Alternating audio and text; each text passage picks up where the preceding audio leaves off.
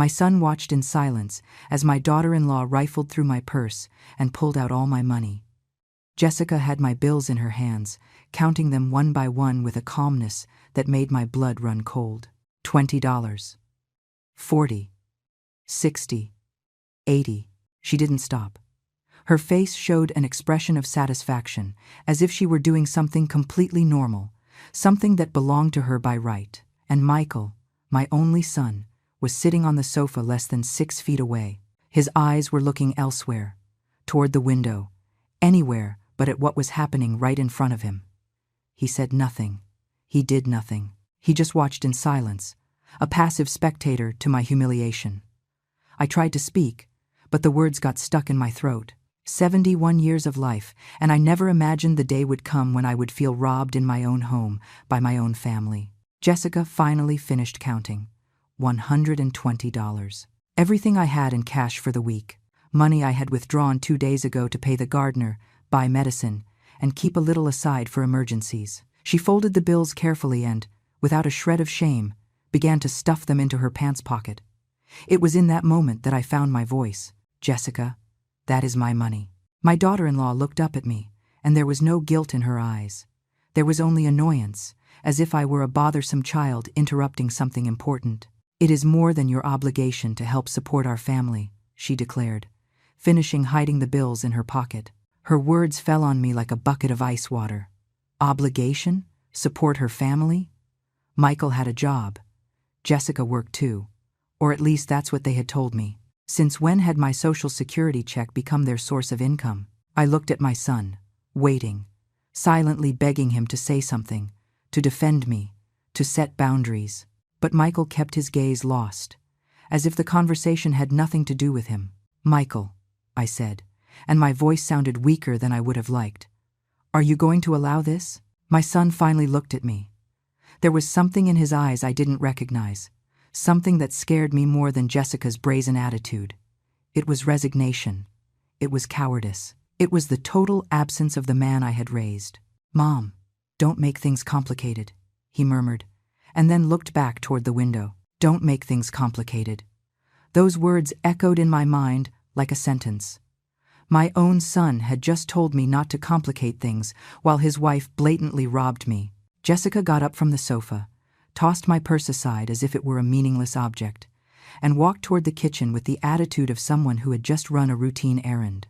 I'm going to make something to eat, she announced, as if nothing had happened. Eleanor, do you have chicken in the fridge? Oh, and I need you to go to the bank tomorrow and withdraw another $200. Household expenses have gone up. I stood paralyzed. Household expenses? Of my house? And now she was giving me orders about how much money I should withdraw and when? I looked at the clock on the wall. It was 3:20 in the afternoon, a standard Tuesday that had transformed into a nightmare. I needed air. I needed to think. I needed to understand how I had reached this point. I got up from the chair with trembling legs and walked toward my bedroom. I closed the door carefully, sat on the edge of my bed, and let the tears flow in silence. How had I allowed this to happen? 20 minutes later, I heard the sound of a phone ringing in the living room. It wasn't my cell phone ringtone. It was a different one, more modern, probably Jessica's or Michael's. Then, another phone began to ring almost at the same time. 2 simultaneous calls, and then I heard the scream. A scream that made me jump off the bed and throw my bedroom door open. It was Jessica. She was screaming with a desperation I had never heard from her before. What?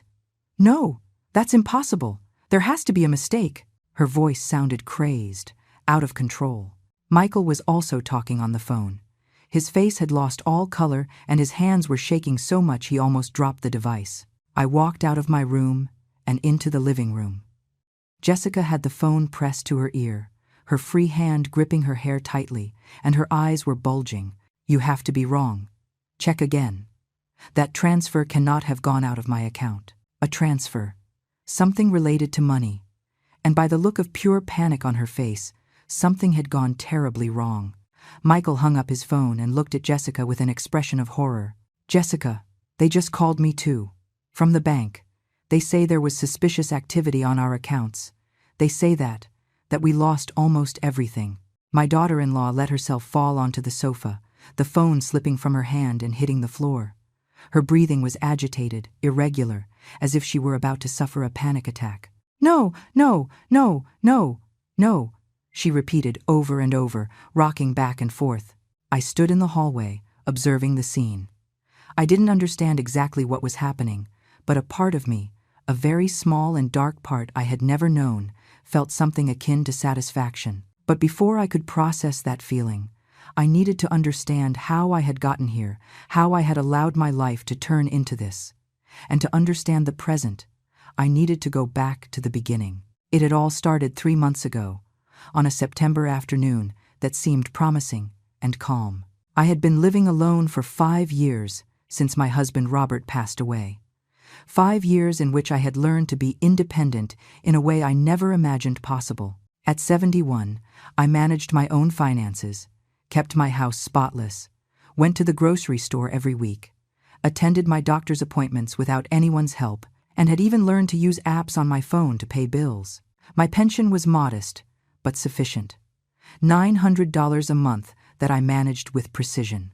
$500 for basic household expenses, $150 for medications and doctors, $100 for savings, and the rest for small pleasures like my knitting class on Thursdays or the monthly lunch with my friends. Michael visited me every 2 weeks, usually on Sundays. He would bring donuts, we would sit in the backyard, talk about his job at the construction company, his plans, life. They were simple but valuable moments. My son had always been attentive, respectful, affectionate, but then he met Jessica. At first, I was happy. Michael was 38 years old and had never married. He always said he hadn't found the right person. When he told me he had met someone special, my heart filled with hope. I wanted my son to be happy, to start a family, to not be alone. The first time he brought Jessica home, she was charming. She arrived with flowers, helped me prepare dinner, praised every corner of my home. She was 33, worked as an administrator at a medical center, and seemed genuinely interested in getting to know me. "Eleanor, your house is beautiful," she told me while we drank coffee on the porch. "You can tell the love with which you care for every detail." She made me feel seen, appreciated. Perhaps that should have been my first red flag. People who want something from you always start by flattering you. They got married 4 months after meeting.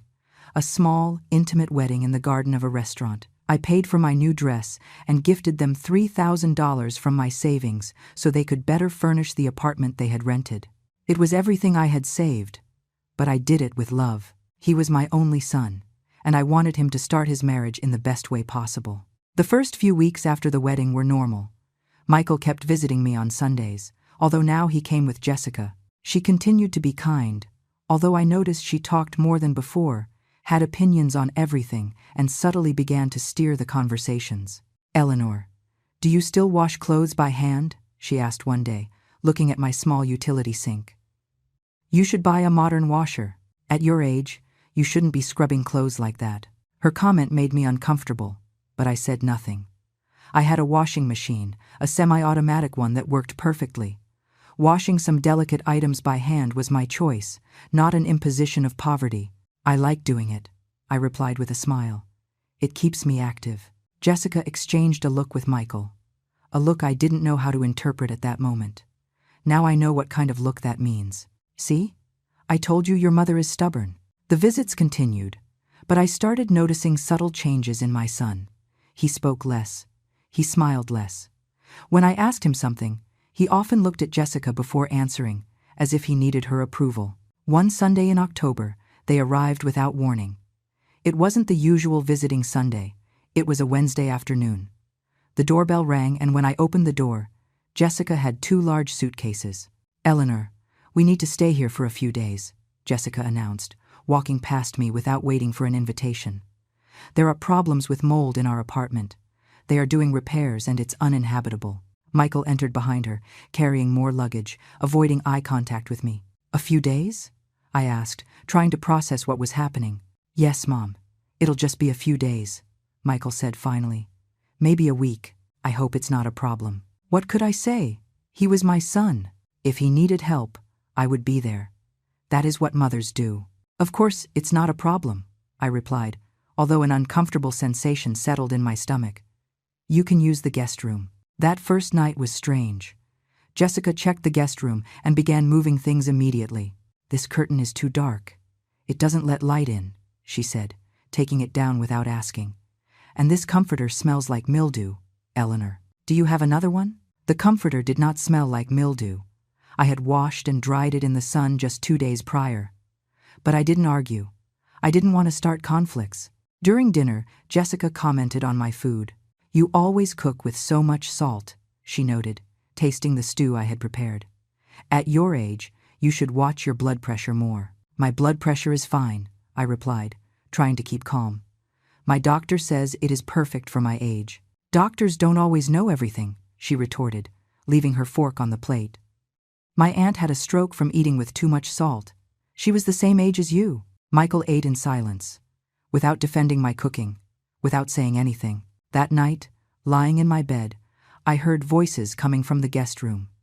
I couldn't distinguish the exact words, but the tone was clear. Jessica was complaining about something, and Michael was responding with monosyllables.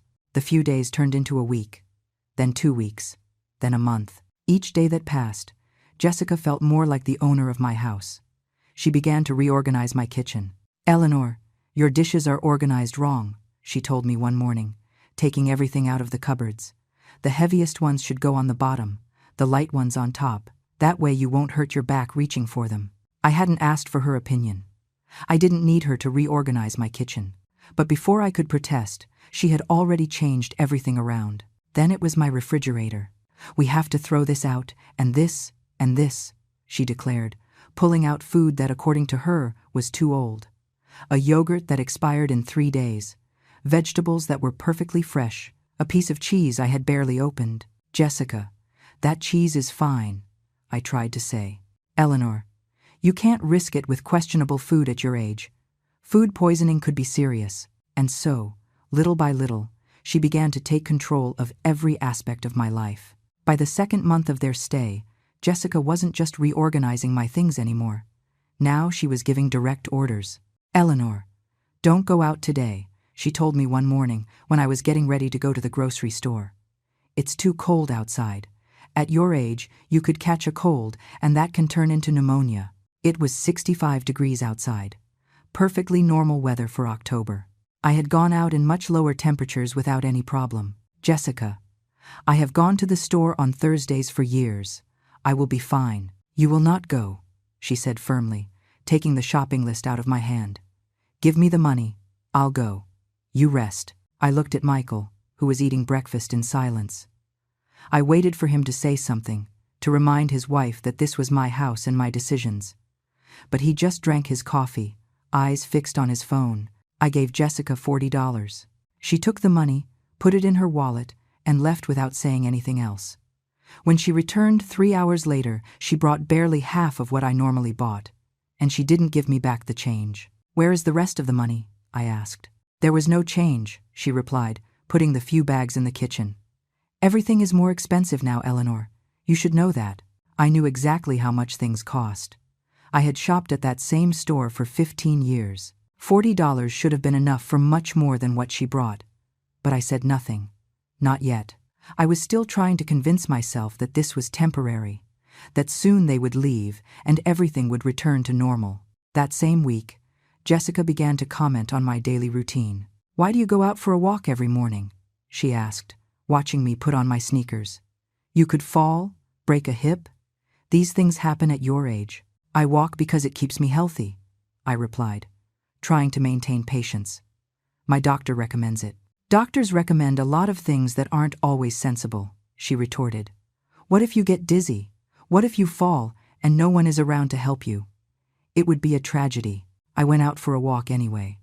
I needed that time for myself, those 30 minutes of freedom where I could breathe fresh air and not feel the constant pressure of her presence in my house.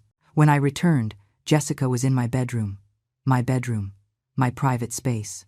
The door was wide open, and she was going through my closet. What are you doing? I asked, feeling indignation beginning to replace patience. I'm organizing your clothes, she said, as if it were the most natural thing in the world. You have too many old things you don't use anymore. I'm going to separate them for donation. Jessica, those are my clothes. I decide what I want to keep. She turned toward me with an expression of annoyance. Eleanor, you have blouses from 20 years ago. They are out of style and taking up unnecessary space. You need someone to help you take these decisions, because clearly you can't do it alone. I felt something break inside me at that moment. Can't do it alone. As if I were useless. As if I were incapable. Get out of my room, I said, and my voice sounded firmer than I felt inside. Jessica looked at me in surprise. It was probably the first time I had spoken to her with that tone. You don't have to get like that, she said, leaving a pile of clothes on my bed. I'm just trying to help you. She left the room with heavy steps, and I closed the door behind her. I sat on my bed, surrounded by my clothes scattered everywhere, and felt like crying. But I didn't cry. Not yet. I still had some dignity left.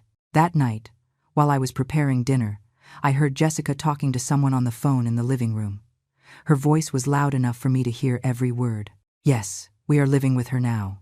No, it's not temporary. I think we'll stay a good while. The house? It's big.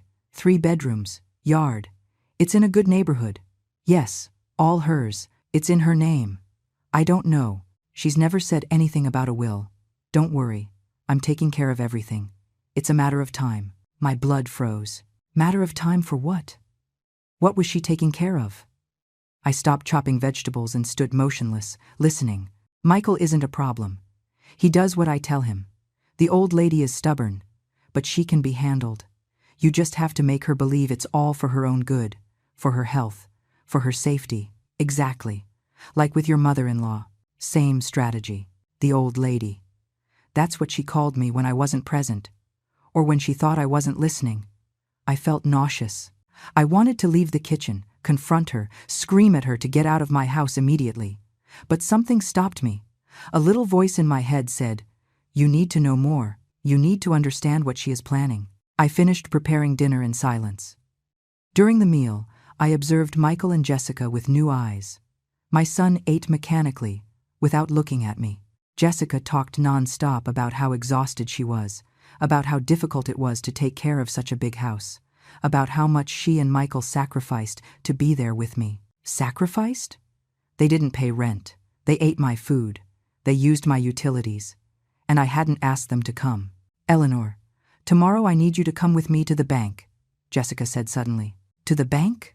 What for? You need to add Michael to your accounts. As an authorized user? In case of emergency, someone has to be able to access your money to help you. There it was. The real motive. It wasn't concern. It was control. It was access to my money. I don't see the need, I replied, trying to keep calm. I handle my accounts perfectly. Eleanor, don't be difficult. It is for your own good. What happens if you get sick? If you have an accident? Someone needs to be able to pay your bills, your medications. I have my sister Barbara for that. She is already authorized in case of emergency. Jessica dropped her fork onto her plate with a sharp clatter. Your sister lives 2 hours from here. Michael is your son. He lives with you now. It makes more sense for it to be him. Michael finally looked up from his plate. Mom, Jessica is right. It's just a precaution. It's just a precaution. Those words hurt more than everything Jessica had said.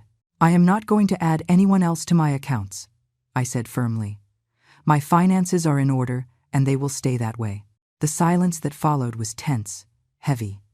Jessica looked at me with an expression she no longer tried to hide. It was pure contempt.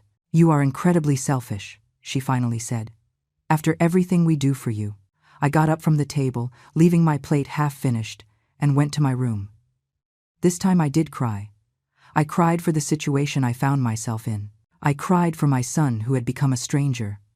I cried for my house that no longer felt like mine, but the tears wouldn't last forever. Something was changing inside me. A small spark of resistance was beginning to ignite. The next morning I woke up with a knot in my stomach. I had slept poorly, tossing and turning in bed, processing everything I had heard the night before. Jessica had spoken of me as if I were an obstacle, a problem to solve, and Michael, my own son, seemed to be completely in agreement with her. I got up early, as always, and went to the kitchen to make coffee. But when I arrived, I discovered someone had already been there. My favorite mugs, the ones I always used, were put away on the highest shelf of the cabinet, out of my reach. In their place, on the low shelf, were plastic cups, cheap cups I had never bought. Jessica appeared in the kitchen doorway, already dressed, with that fake smile I had learned to hate. "Good morning, Eleanor. I see you found the new cups I bought. They are safer for you. The ceramic ones are too heavy. You could drop them and break your toes." I didn't answer. I simply took a chair, stepped up carefully, and reached for my ceramic mug from the high shelf. The same one my husband had given me for our 20th anniversary. "Eleanor, what are you doing?" Jessica's voice rose in pitch. "You could fall." "I am not going to fall," I said, climbing down from the chair with my mug in hand. "And I am going to use my mug, as I have done for the last 15 years. I made my coffee in silence, ignoring Jessica's furious glare. When I sat down to eat my breakfast, she approached and put several papers on the table in front of me. "Since you didn't want to go to the bank yesterday, I brought these forms home. You just need to sign them here and here," she said, pointing with her finger. "It's to add Michael as a joint holder of your accounts. I already told you no. Eleanor, this is ridiculous. It is for your safety." "My safety is perfectly fine without those papers." Jessica grabbed the documents roughly and threw them onto the living room table. "You are a stubborn and irresponsible old woman," she spat the words with venom. "You don't know what is good for you." Michael appeared at that moment, just woken up, with messy hair and puffy eyes. "What's going on here?" he asked, his voice tired. "Your mother refuses to be reasonable," Jessica said, crossing her arms. "She refuses to sign the papers to protect her own money." Michael looked at me, and for a second, just a second, I thought I saw a glimmer of the son he used to be. But it disappeared as quickly as it arrived. "Mom, why are you being so difficult?" Those words were like a slap in the face. I was being difficult. Me, in my own house, for wanting to maintain control of my own money. "I am not being difficult, Michael. I am being prudent." "Prudent would be listening to your family," Jessica intervened. "But it seems you prefer to distrust your own son." The way she manipulated the situation was masterful. Somehow, she had managed to turn me into the villain of this story. The following days were even worse. Jessica intensified her campaign of control. She began to intercept my mail. One Thursday morning, when the mailman passed, she ran out to collect the mail before I could get to the door. "Eleanor, let me check this for you," she said, flipping through my letters. "There are many scams now targeting seniors. You need someone to protect you." "Give me my mail, Jessica. I'm just verifying there is nothing dangerous." I literally had to snatch the letters from her hands. Among them was my bank statement. Jessica had tried to open it. "Did you try to open my private mail?" I asked, incredulous. "It is for your own good. I need to know if there are suspicious charges on your account. That is none of your business." "Everything that happens in this house is my business," she retorted. And in her voice there was an authority that made my blood run cold. "Michael and I live here. We are family, and family takes care of each other, even if you clearly don't understand that." I locked myself in my room with my mail and reviewed every document carefully. My bank account showed my usual movements, nothing out of the ordinary. But there was something that worried me. My debit card? I always kept it in my wallet, but lately I didn't remember using it and wasn't sure where I had left it. I checked my purse. It wasn't there. I checked my dresser. Neither. A cold panic began to take over me. I left my room and went directly to the living room, where Jessica was watching television. "Have you seen my debit card?" "No." "Did you lose it?" she asked, without taking her eyes off the screen. But I noticed how her fingers tensed on the remote control. "It was in my wallet." "Well, maybe you left it somewhere. At your age, it is normal to forget where you put things. At your age. Always at your age." As if my 71 years automatically turned me into an incompetent person. I called the bank immediately and blocked my card. The employee informed me that there had been 3 recent transactions that I did not recognize. 2 withdrawals at ATMs, of $50 each, and a purchase at a clothing store for $75. "When were those transactions?" I asked, feeling my heart beating forcefully.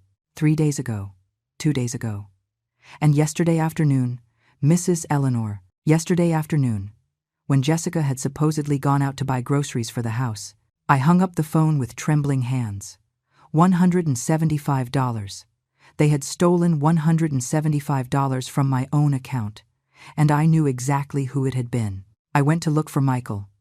I found him in the yard, checking his phone. "Michael, I need to talk to you. Now." Something in my tone must have alerted him, because he put the phone down immediately and looked at me attentively. "Someone used my debit card without my permission. They withdrew $175 in the last 3 days. Mom, it was probably you and you don't remember. It was not me. And I think I know who it was." Michael stood up, his expression hardening. "If you are insinuating that Jessica took your card, you are very wrong. The transactions match the days she went out alone. One of them was yesterday, at a clothing store. Jessica has her own money. She doesn't need yours. Then explain to me where my card is, Michael. Explain those transactions." My son approached me and, for the first time in months, spoke to me harshly. "Mom, you are paranoid. You are inventing things because you don't want to accept that you need help. You probably lost your card somewhere and someone else found it. I had it in my wallet. In this house, well, obviously you didn't take good care of it." I stood looking at him. This man I no longer recognized. This man who chose to defend his wife instead of even considering that I might be telling the truth. "I already blocked the card," I said finally, "and I am going to the bank tomorrow to ask for a full report of all my transactions." "Do whatever you want," Michael replied, taking his phone again. "But stop accusing my wife without proof." That night, during dinner, Jessica acted as if nothing had happened. She talked animatedly about her day, about a friend who had called, about plans to remodel the kitchen of my house. "I think we should change these cabinets," she said, touching the wood with disdain. "They are too old. New ones would make the house look more modern, more valuable. As if she were already planning to sell my house. The next day I went to the bank as soon as it opened. I didn't tell Jessica or Michael anything. I simply got up early, got dressed, and left the house before they woke up. The bank employee, a kind young man named Kevin, attended me with patience. I explained the situation, and he printed a detailed report of all my transactions from the last 2 months. There they were, not just the 3 transactions I already knew about, but others as well. Small withdrawals that I hadn't made, $20 here, $30 there. In total, they added up to almost $400 in the last month and a half. "Mrs. Eleanor, do you recognize these transactions?" Kevin asked, pointing to each one with his pen. "No. None of them. Then we need to start a dispute process. Do you have any idea who could have accessed your card?" I hesitated for a moment. Accusing Jessica directly without absolute proof could complicate things legally, but I needed to protect myself. "I think someone in my house took my card without permission." Kevin nodded with understanding. He had probably seen similar cases before. "I am going to completely block this account and open a new one for you. The new card will arrive at this branch in 5 business days. Do you prefer to pick it up here instead of having it mailed to your home?" "Yes, please. I will pick it up personally." I also took the opportunity to make other changes. I updated my contact phone number so only my cell phone appeared in the system, not the house landline. And I confirmed that only my sister Barbara had authorized access to my account in case of emergency. "Is there anything else I can do for you, Mrs. Eleanor?" Kevin asked. "Yes. If anyone other than me or my sister tries to get information about my accounts, you can refuse to give it. Absolutely. Your financial information is confidential. No one can access it without your written authorization." I left the bank feeling a little more in control. At least my finances were protected now. But I knew the war was just beginning. When I returned home, Jessica was waiting for me in the living room with her arms crossed and a furious expression. "Where were you?" "I went out to run an errand." "What kind of errand? Why didn't you tell me?" "I don't have to report my movements to you, Jessica. This is my house." She approached me, invading my personal space. "You went to the bank, didn't you? I saw you leave with that folder of documents. That is none of your business." "Everything you do is my business," she shouted, and her mask of a concerned person finally fell completely. "You live in a fantasy thinking you can still manage your life alone. You are an old woman who needs supervision." Michael appeared from the kitchen, drawn by the shouts. "What's going on now?" "Your mother went to the bank to do who knows what," Jessica said, pointing at me. Probably to change things, to hide information from us, to be selfish as always. I went to protect my money, I said, looking directly at my son. Because someone has been using my card without permission and withdrawing my money. We already told you that is paranoia, Michael responded, but his voice sounded less sure than before. It is not paranoia when I have the bank report that proves it. I took the papers out of my purse and spread them on the coffee table. There were all the transactions marked in red, the ones I hadn't authorized. Jessica leaned in to look at the documents and, for a second, I saw panic in her eyes. But she recovered quickly. This proves nothing. You could have made those transactions and forgotten. Or someone cloned your card. These things happen. The card was in my house, in my wallet, and the transactions started exactly when you came to live here. Are you accusing me of theft? Jessica's voice went up an octave. Me? After everything I have done for you? What exactly have you done for me, Jessica? Reorganize my house without permission, give me orders, treat me as if I were incompetent, steal my money? She turned toward Michael. Are you going to allow your mother to talk to me like that? Are you going to let her accuse me of being a thief? Michael looked at me, and in his eyes I saw something that broke my heart. It wasn't support. It wasn't concern for me. It was annoyance. He was annoyed because I was causing problems. Mom, I think you're exaggerating. Jessica wouldn't steal from you. I have proof, Michael.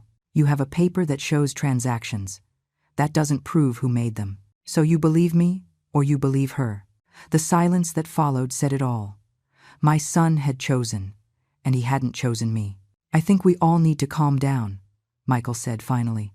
Mom, maybe you should rest. You've been very stressed lately. Very stressed. As if the stress were my fault, and not the result of months of abuse and manipulation. I took my documents and went to my room. I locked the door, something I had never done before in my own house, and sat on my bed to think. I needed a plan. I couldn't keep living like this. But I also couldn't simply kick Michael out of my house. He was my son.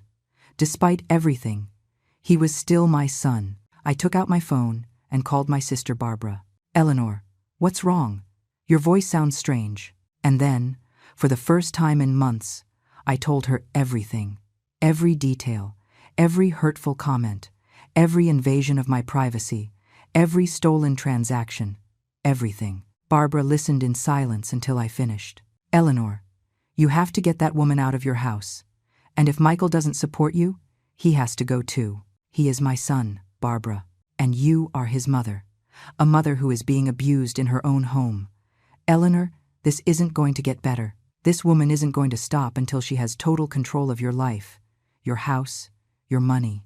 Do you understand what I am telling you? I understood. Of course I understood. But understanding and acting were two different things. I don't know if I can do it alone. You are not alone. I am here. Come stay with me for a few days.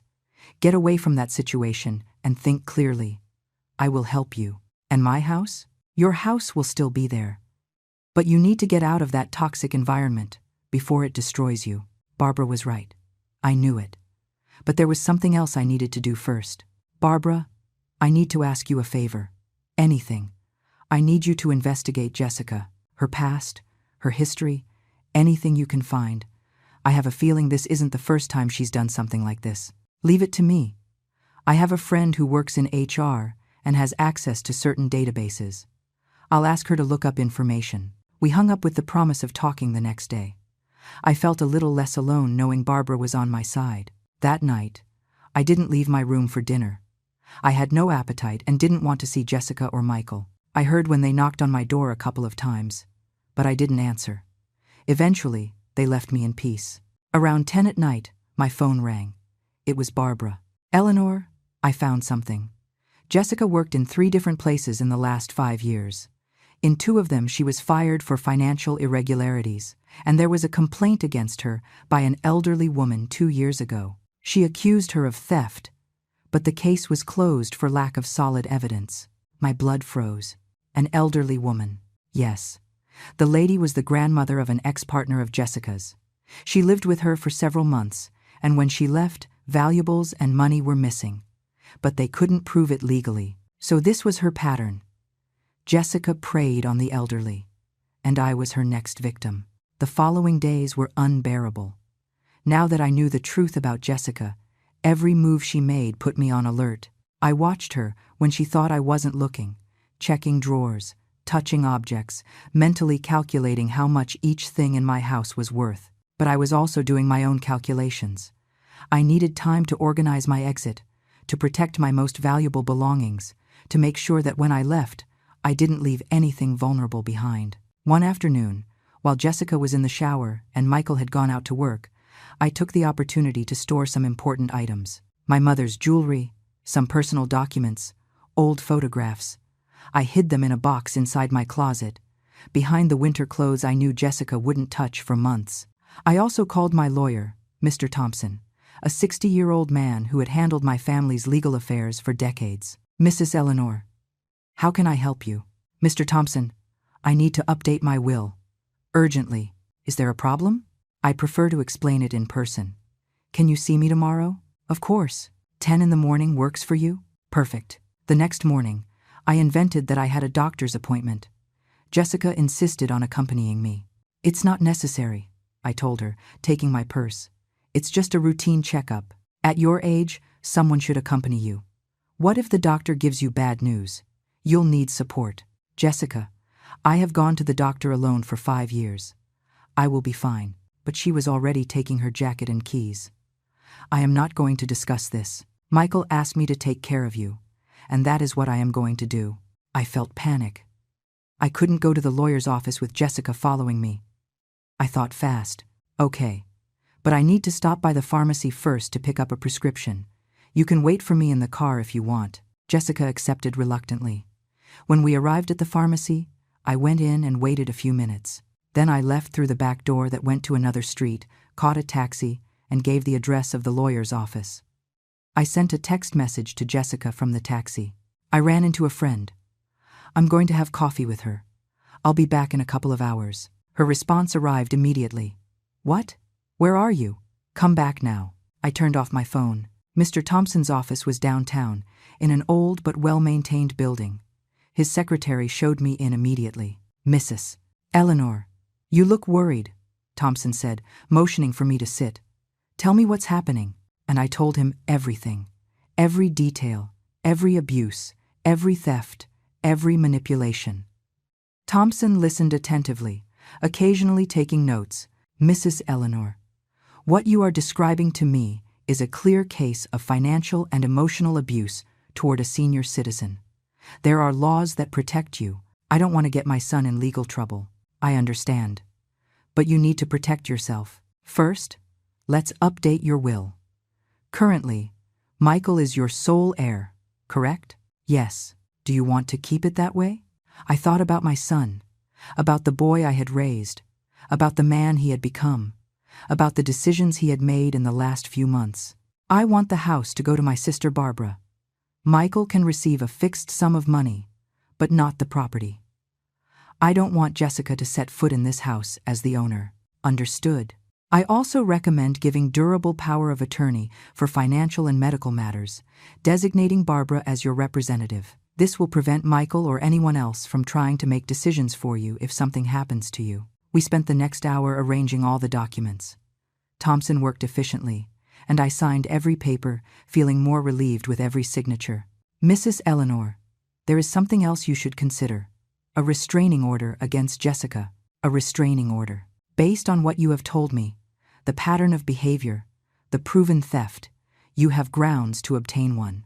This would prohibit her from approaching you or your property. But she lives in my house. Exactly. The order would force her to leave, and if Michael decides to go with her, it is his choice. The idea was tempting, but also terrifying. Was I ready to take such a drastic measure? Let me think about it, I said finally. Take your time, but don't wait too long. These situations tend to get worse, not better. I left the lawyer's office with a folder full of documents and a clearer plan in my mind, but also with a heaviness in my heart. I was preparing to lose my son, and that realization hurt more than I could express. I turned on my phone. I had 17 missed calls from Jessica and 5 from Michael, and several increasingly furious text messages. Jessica, where are you? Jessica, answer now. Jessica, this is unacceptable. Michael. Mom? Jessica is very worried. Where are you? Michael. Please answer. I didn't answer any of them. Instead, I called Barbara. Can I come to your house? Now. What happened? I'll tell you when I arrive, but I need to get out of my house for a while. Come, I'm waiting for you. I took another taxi, this time straight to Barbara's house. She lived in a quiet neighborhood 2 hours away, in a small but cozy house she shared with her 2 cats. When I arrived, Barbara welcomed me with a tight hug. Eleanor, you're shaking. I just did something big, I told her, showing her the lawyer's documents. I changed my will. Jessica is not going to get my house. Barbara reviewed the papers with approval. You did the right thing. Now, you are going to stay here with me until we decide the next step. I need to go back eventually. It's my house, I know, but not today. Today you need distance and clarity. I spent the rest of the day at Barbara's house, feeling for the first time in months as if I could breathe. There was no one criticizing everything I did. There was no one checking my belongings. There was no one treating me as if I were incompetent. At night, my phone rang. It was Michael. Mom, where are you? Jessica is hysterical. I am with your Aunt Barbara. I needed time to think. Time to think? You left us worried. Jessica thought something bad had happened to you. I doubt that very much, Michael. Jessica isn't worried about me. She is worried about losing control over me. What are you talking about? You know exactly what I am talking about. Your wife has been stealing from me. She has been manipulating me, and you have allowed every second of that. Mom, enough with these accusations. They are not accusations. They are facts, and I am tired of pretending they aren't. When are you coming back? When I am ready. This is my decision, Michael. And for once, I am not going to let you or Jessica tell me what to do. I hung up before he could respond. Barbara made me a cup of tea, and we sat in her living room, in a comfortable silence. What are you going to do now? She asked finally. I am going to protect what is mine. And if that means distancing Michael from my life, then so be it. It won't be easy. None of this has been easy, Barbara. But at least now I am fighting, not just surviving. That night I slept better than I had slept in months. And when I woke up, I had a message from Mr. Thompson. Mrs. Eleanor, I investigated Jessica's past as you asked. I have information you should see. Can you come to my office? I replied that I would go the next day. Something told me that what Thompson had found would change everything. And I was right.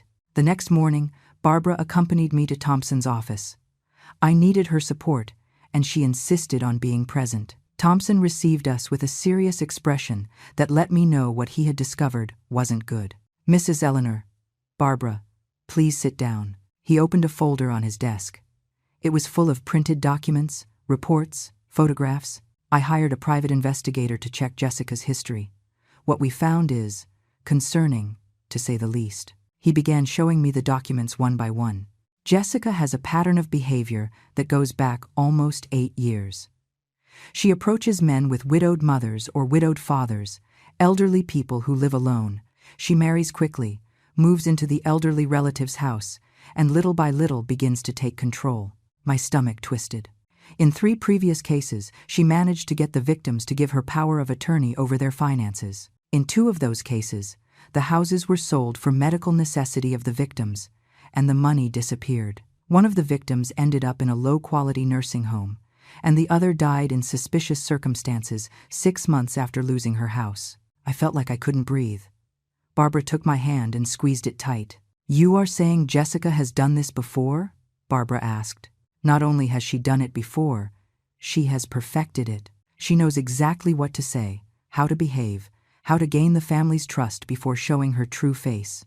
And she always gets away with it because the victims are afraid to act against their own family. And Michael? I asked, my voice barely a whisper. Does Michael know what she is? That I cannot confirm. But in previous cases, the husbands eventually realized and left her. In one case, the husband even testified against her, although there wasn't enough evidence for a criminal trial. Thompson took out more papers. I also found something else. Jessica has significant debts. Credit cards in default for over $15,000, a personal loan unpaid for $8,000, And 3 weeks ago, just before the incident where you discovered her taking your money, she received a wage garnishment notice. Everything was beginning to make sense. The urgency, the aggression, the desperation to control my money. Jessica wasn't just a manipulator. She was financially desperate. "What can I do?" I asked. "First, do not go back to that house alone. If you decide to return, do it with a police escort to recover your most valuable belongings. Second, formally request that she leave your property." I prepared an eviction notice. Jessica has 30 days to leave. And Michael? Michael is your son. Legally, you cannot force him to leave, but you can make it clear to him that if he chooses to stay with Jessica, he must leave too. This is your house, Mrs. Eleanor. You decide who lives in it. Barbara intervened. And if Jessica refuses to leave, women like her don't give up easily. That is why I recommend the restraining order. With the history we have compiled, plus the proof of the bank theft, a judge will grant it without issue. Jessica will be legally obligated to stay away from Mrs. Eleanor and her property. I took a deep breath. It was the moment to decide. I could keep being a victim, or I could fight for what was mine. "File for the restraining order," I said with a steady voice, "and prepare the eviction document." "Excellent decision. The papers will be ready tomorrow. In the meantime, I suggest you stay with Barbara." We left the office feeling strangely empowered. For the first time in months, I was making the decisions. I was in control. Back at Barbara's house, my phone wouldn't stop ringing. Michael called over and over. Finally, I decided to answer. "Mom, you need to come home. Now. I am not coming back while Jessica is there. Jessica is my wife. You can't forbid her from being in your house. It is my house, Michael. And she is no longer welcome. I am preparing eviction documents." There was silence on the other end. Then, Michael's voice sounded dangerously low. "You are evicting my wife? I am protecting my home and my life from a woman who has been stealing from me and manipulating me for months, and you have allowed it. She hasn't stolen anything from you. You are paranoid. I have proof, Michael. Proof of theft. Proof of her past. Proof of what she has done to other people like me. If you want to see it, come to your aunt's house now. I am not going anywhere. And you are going to return to your house, and you are going to stop acting like a crazy person. I am not coming back.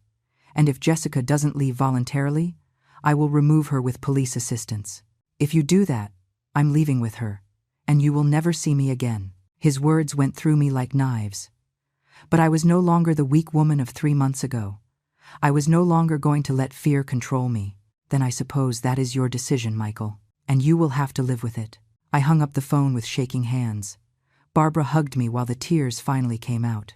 "You did the right thing," she whispered to me. "You did the right thing." 2 days later, Mr. Thompson called me. "Mrs. Eleanor, the restraining order was approved. And I have the eviction document ready. The police can accompany you tomorrow morning to your house to serve the papers and ensure Jessica leaves." So fast? The judge reviewed all the evidence. Jessica's history, the bank records, everything. He considered that you are in immediate risk. The order is effective immediately. Jessica must leave the property within 24 hours. The next day, at 9 in the morning, a patrol car picked me up from Barbara's house. 2 officers accompanied me, Officer Davis and Officer Miller. "Mrs. Eleanor, we are going to ensure this is done safely," said Officer Davis. "You stay in the car until we have spoken with the people inside. If there is any problem, we will keep you safe." The ride to my house felt eternal. My heart was beating forcefully. I didn't know how Michael and Jessica would react. I didn't know if there would be violence. I didn't know if I would ever speak to my son again after this. When we arrived, Michael's car was in the driveway. They were home. The officers got out first. I stayed in the cruiser, watching through the window as they knocked on the door. Jessica opened it. Even from a distance, I could see her expression change from confusion to fury when she saw the officers' badges. Officer Davis handed her the documents. Jessica took them, read them quickly, and then exploded. "This is ridiculous! You can't throw me out of my house." "This is not your house, ma'am," Officer Miller responded calmly. "And you have a restraining order. You must gather your belongings and leave the property in the next 24 hours. "Michael!" Jessica screamed into the house. "Michael, come here!" My son appeared at the door. His face was pale, haggard. He looked like he hadn't slept. "What is going on?" he asked. "Your mother is kicking us out. Your own mother, after everything we have done for her." Michael looked toward the patrol car.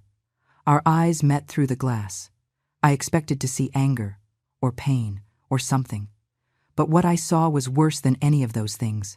I saw resignation. My son already knew it would end like this. Maybe he had known for weeks. And in that moment, I wondered if Michael was really a victim of Jessica, or if he had been complicit all this time. Michael walked down the porch steps slowly, approaching the patrol car. Officer Davis stepped between him and the car, a hand on her belt preventively. "I just want to speak to my mother," Michael said, raising his hands in a sign of peace. The officer looked toward me, waiting for my approval. I nodded. I needed to hear what my son had to say, although a part of me feared his words. I got out of the cruiser. Michael came within 3 feet of me. He looked terrible. Deep, dark circles, unkempt beard, clothes wrinkled as if he had slept in them. "Mom," his voice broke. "It doesn't have to be like this. You made it like this, Michael. You chose this. I just wanted us all to be happy. A family. Happy? Do you think I have been happy these last few months? Do you think I have been happy being robbed, controlled, humiliated in my own home? Jessica was just trying to help. Jessica was robbing me. And you knew it. Tell me the truth. Michael, how long have you known what she really is?" My son looked away, unable to hold my gaze. And that was all the answer I needed. "You knew," I whispered, feeling my heart break into pieces. "You knew this whole time, and you did nothing. She told me it was just temporary, that we just needed a little of your money to get out of our debts, that afterwards we would pay you back everything. And I believed her." "You wanted to believe her?" "I am in love with her, Mom. Or at least, I thought I was." Jessica appeared behind Michael, with a suitcase in each hand and fury painted on every feature of her face. "Michael, are you going to stand there talking to her after what she is doing to us? Let's go." But Michael didn't move. He kept looking at me with pleading eyes.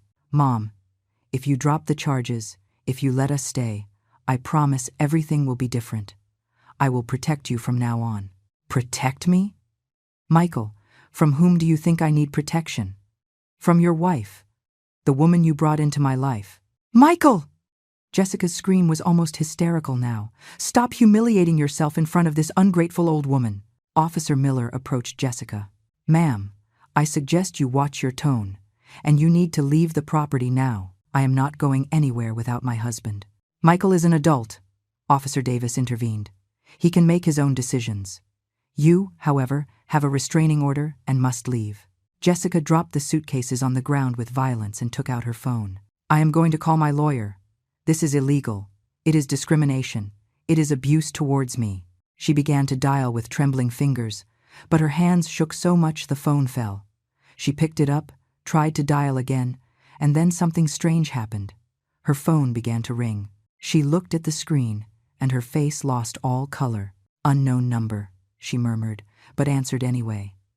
"Hello." I couldn't hear what they were saying on the other end, but I saw how Jessica tensed, how her eyes widened, how her breathing accelerated. "What? No. No.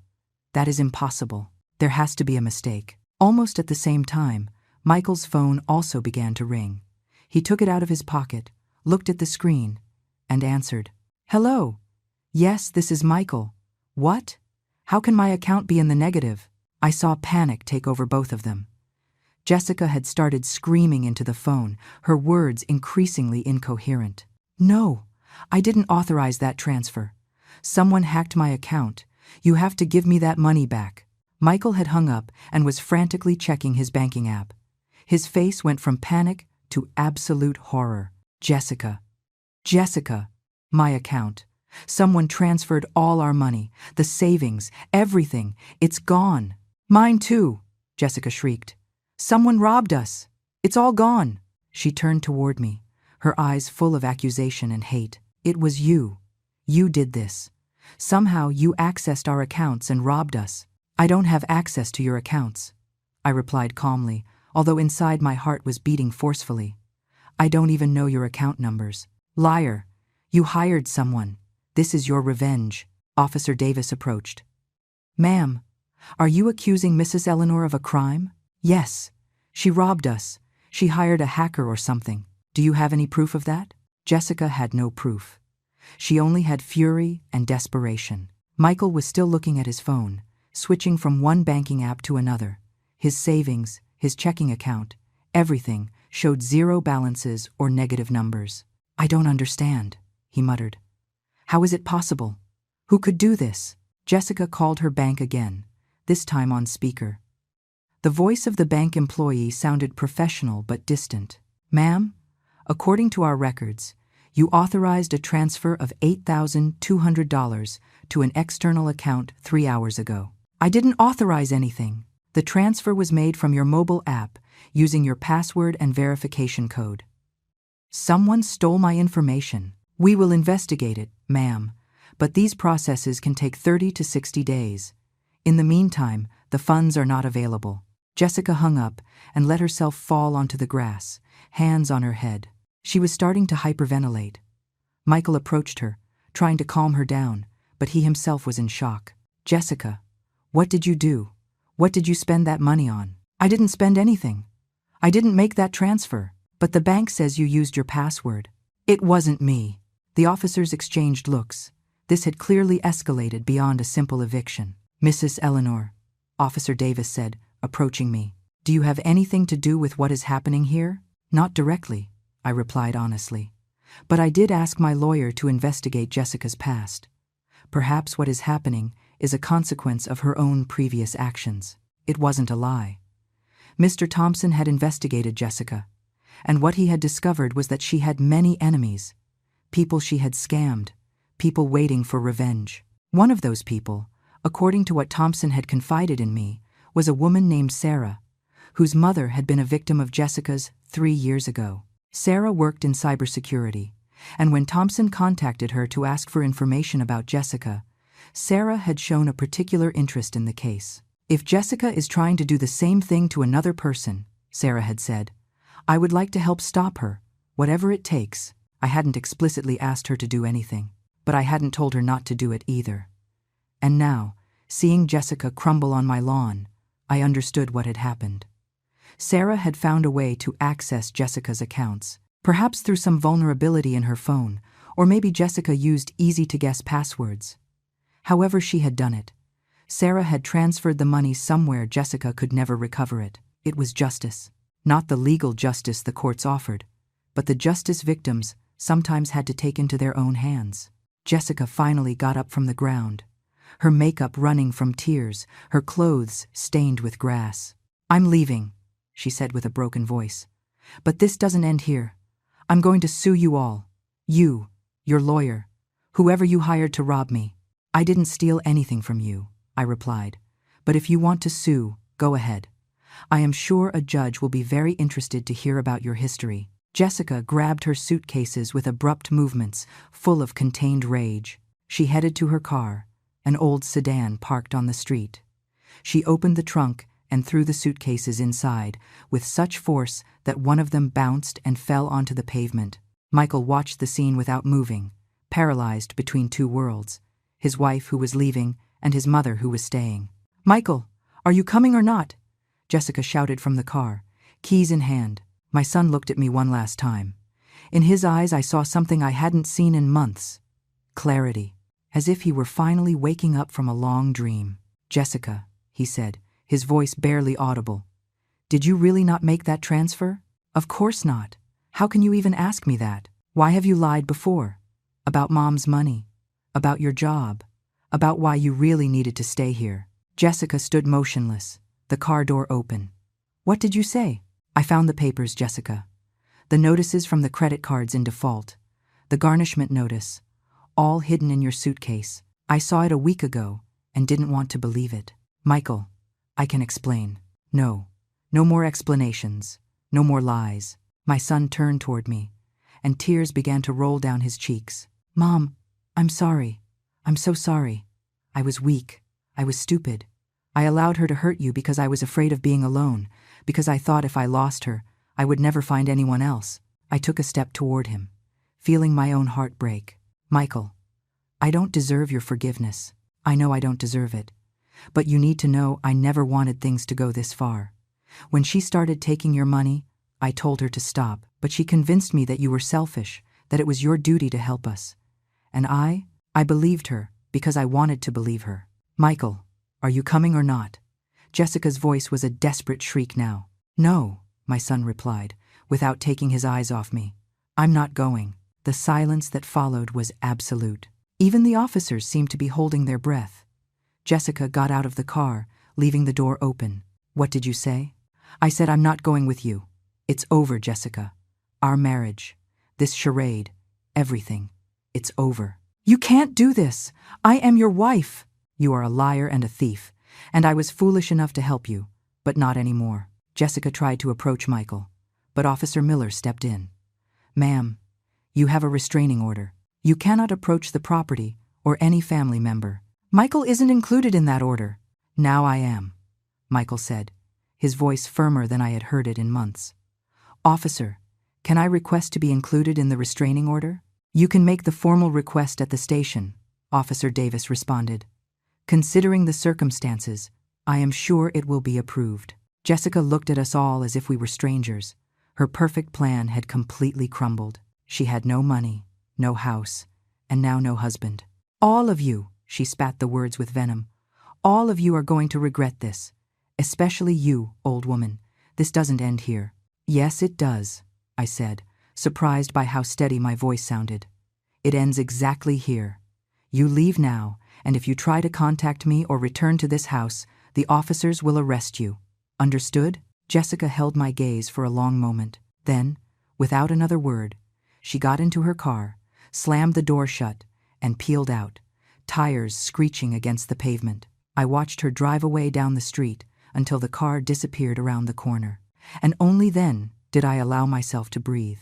The officers stayed a while longer, ensuring everything was in order, taking additional statements from Michael about Jessica's activities. When they finally left, it was just my son and me, standing in the yard of my house. Can I come in?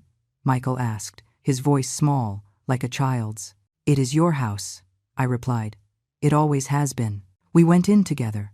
The house felt different, lighter, as if a dark weight had been lifted. Michael let himself fall onto the living room sofa and covered his face with his hands. I ruined everything. I sat next to him, keeping a little distance. I needed him to understand that although I forgave him, things wouldn't go back to how they were before. Not immediately. Yes, you ruined a lot of things. You hurt me deeply, Michael. You allowed someone to enter my life and hurt me, and you did nothing to protect me. I know. I am going to need time to trust you again, to feel like this is my house again, without fear that someone is going through my things or taking my money. I understand. I can leave if you want. I can look for an apartment. I don't want you to leave. You are my son. But I need you to understand that things are going to be different now.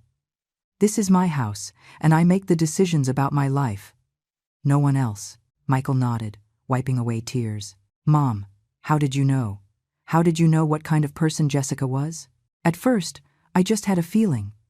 But then I hired an investigator. He discovered Jessica has done this before, with other families, with other elderly people. My God. And I didn't see anything. You saw what you wanted to see. Love makes us blind sometimes. Was it love? Now I'm not even sure. We sat in silence for a long time.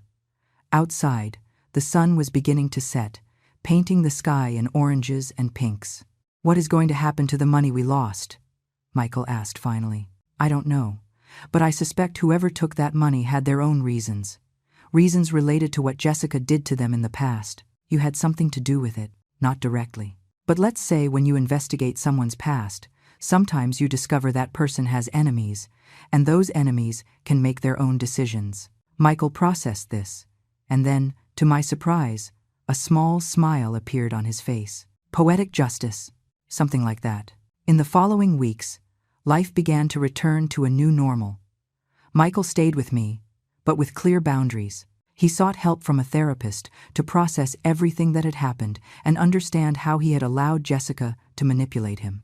He got a second job to save up and eventually move into his own place. Jessica tried to contact us several times, violating the restraining order. Each time, we reported the contact to the police.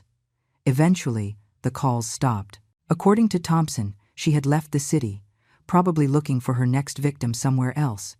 But something had changed. Other elderly people who had been victims of Jessica began to come forward, encouraged by my case. Formal complaints were filed, and although the legal process was slow, at least there was hope that Jessica would finally face consequences for her actions. Barbara came to visit me every week. We drank coffee on the porch, like we used to do before Jessica entered our lives. She helped me process everything, to heal, to recover confidence in myself. "You are stronger now," she told me one afternoon.